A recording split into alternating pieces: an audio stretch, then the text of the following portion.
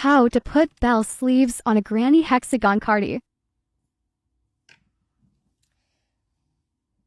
So first of all, let me preface with this is not an actual pattern, so I won't be giving like any row counts or stuff like that because that's going to change based on what size you're making and whatnot. But this is a kind of a how to make bell sleeves for a hexagon cardigan. So I will get my next panel ready to show you how I start doing the bell sleeve. So first things first, you want to put a stitch marker in the bottom of your sleeve.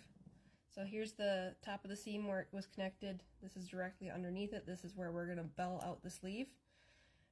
And then we can attach the yarn for the extension now.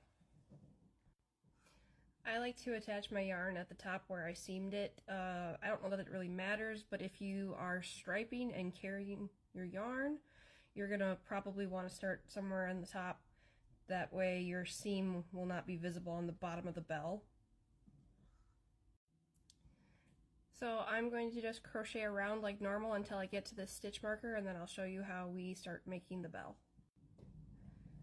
Okay, so I'm back to the stitch marker now, and in this space we're going to do one cluster, chain two, and then another cluster.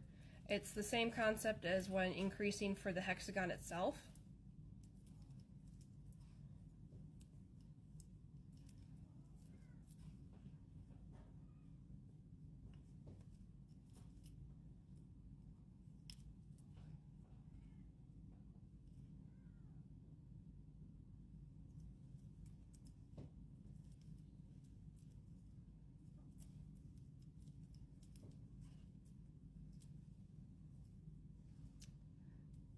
So it makes a corner the same as when you're making the hexagon. And if you want your sleeve to have a pointed bell, you can just keep doing this all the way until it's the length you want.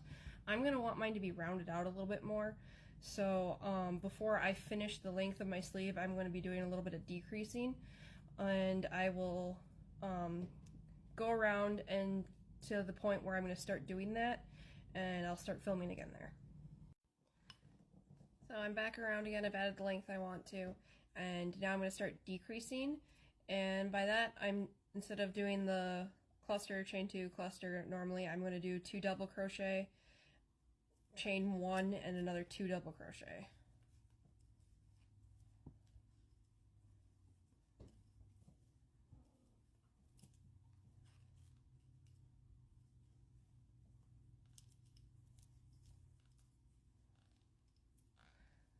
So it's not going to make much of a difference yet, but it will as we continue. I'm going to do this for another 2 rows, and then I'll come back.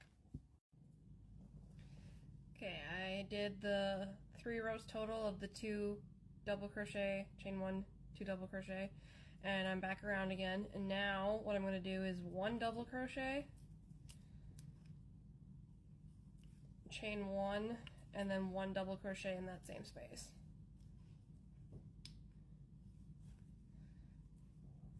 And then I'm going to do this for 1 more row, and then I'll be back. Okay, I'm back around again with the 2 rows here with just the 1 double crochet, chain 1, 1 double crochet.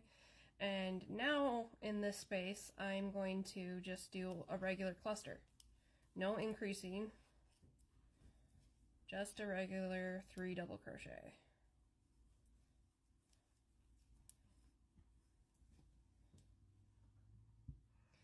And I'm going to finish up this row and then do 1 more row like this, and then I can fasten off.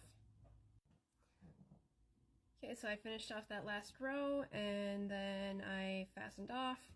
As you can see, the decreasing doesn't really change the angle very much, but it does make this transition here a little smoother.